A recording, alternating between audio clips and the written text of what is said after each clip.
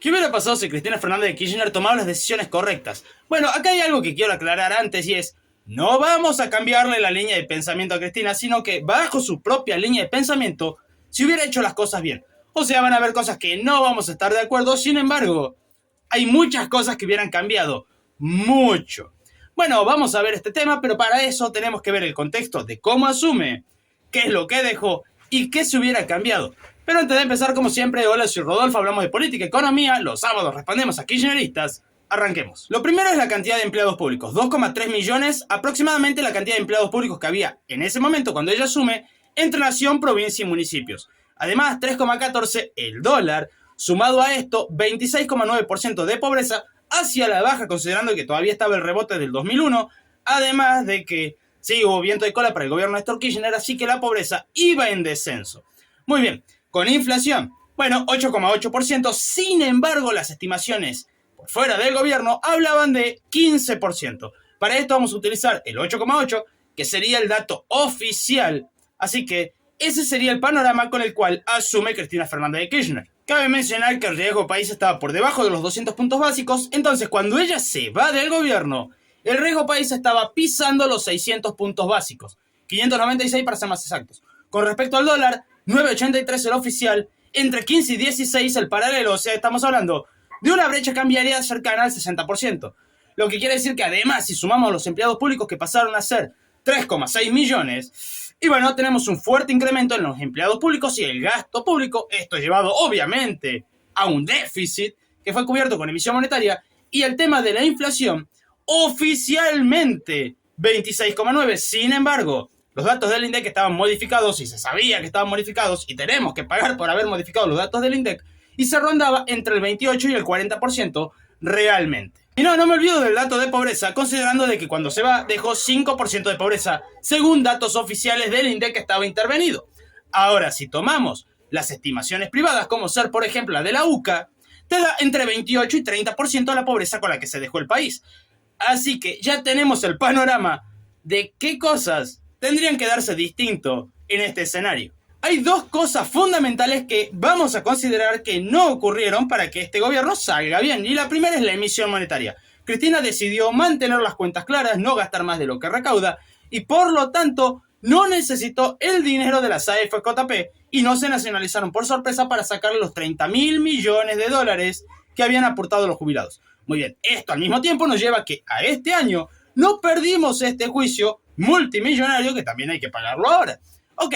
Ya hasta ahí sabemos que, a largo plazo, las jubilaciones hubieran estado mejor considerando de que hubiera sido un aporte privado. Por el otro lado, si consideramos la ley de amplia mayoría que se obtuvo por la moratoria provisional, la cantidad de jubilados sí se hubiera ampliado. Sin embargo, acá viene el gran detalle.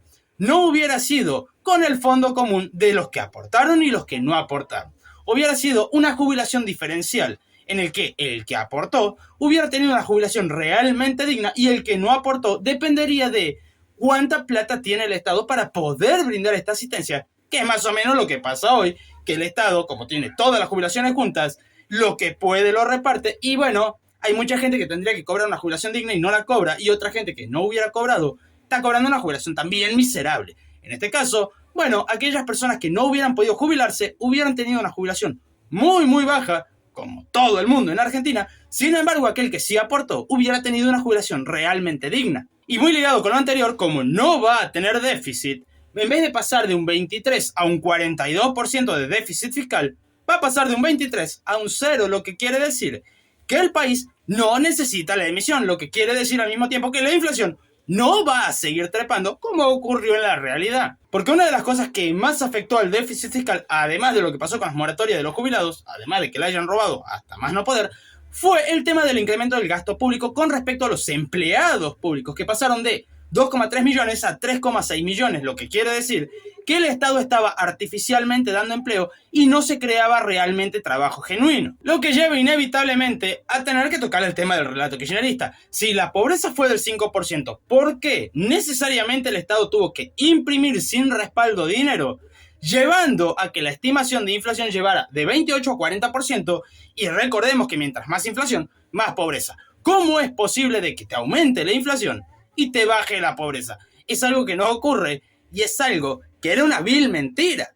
Por lo tanto, ahí está el otro gran punto. La pobreza sí hubiera tendido a caer, pero por el hecho de no emitir dinero y mantener controlada la inflación y realmente tener un crecimiento en términos reales de lo que es la productividad y el PBI, llevándonos a que no hubiéramos tenido problemas con respecto a la modificación de los datos del INDEC ni el bono PBI. Finalmente, del primer punto, falta un detalle, y es que Argentina deje de ser un paraíso para el narcotraficante. Pongámoslo así, en la década ganada, Argentina se transformó, en vez de un lugar de paso, se transformó en un lugar de productividad y de venta, lo que quiere decir que esa década ganada es lo que nos trajo toda la inseguridad y todos los problemas que hoy tenemos. Lo que nos lleva al segundo punto, y acá más de uno se va a tener que agarrar la cabeza porque son cosas que por ahí no saben. Y es que durante el gobierno de Cristina Fernández de Kirchner se estima en 36.000 millones de dólares solamente a base de coimas. No, y acá no estamos incluyendo lo que son las causas, lo que se hayan robado de obra pública, no, solamente de coimas. O sea que si además de no emitir hubiera sido un gobierno realmente honesto, Argentina tendría altas posibilidades de hoy ser potencia. Y vamos a ponerlo así. Me tomé el atrevimiento de preguntarle a ChatGPT lo siguiente. Con los 36.000 millones de dólares, ¿qué se podría haber hecho? Bueno, 720 hospitales de alta complejidad al estilo de Posadas, 24.000 escuelas secundarias con 12 aulas, 360 facultades grandes, similares a la sede de la UBA, 14,4 mil kilómetros de autopista de alta calidad, 8 millones de jubilaciones mínimas anuales, o sea, pagarle a 8 millones de jubilados todo el año. Solamente de la parte de coimas, solamente de eso. Si a eso le agregamos todo lo que fueron las causas de obra pública, vialidad, etcétera, etcétera, y bueno, saquen la cuenta de cuántas cosas más se podría haber hecho. Y quiero recordarles, para los que digan, che, pero el tema de la emisión, Cristina no hubiera dejado de emitir. Quiero recordarles que supuestamente, según ella, el equilibrio fiscal era importante en esa época, por lo menos, que inclusive rechazó el 82% móvil, lo vetó, diciendo, quieren hacer quebrar al Estado. Así que, teniendo en cuenta que sí podría haber mantenido un equilibrio fiscal porque no está en contra de lo que ella pregonaba en su momento, y sumado a que supuestamente pregona de que es sumamente honesta, ambas cosas tendrían que haber sido el pilar fundamental de su gobierno. Y si lo hubiera sido realmente, Cristina hubiera hecho uno de los mejores gobiernos de la Argentina considerando el panorama con el viento de cola con el que venía, y por lo tanto tenía todas las condiciones para tener el mejor gobierno nunca antes visto, y terminó siendo uno de los peores y más corruptos gobiernos de la historia argentina. Y como me acabo de acordar de YPF, sí, hubieran habido algunos cambios con esto, y es, o hubieran expropiado menos del 50% para no haber problemas contractuales, o expropiar el 100% para no tener problemas contractuales, no llevar a la Argentina a juicio, y hoy no tener que pagar 16.000 millones de dólares. Así que, como podemos ver, las cagadas del kirchnerismo en la década ganada las tuvimos que pagar todos los años siguientes. Inclusive hoy estamos pagando las cagadas que se mandaron de mediano y largo plazo.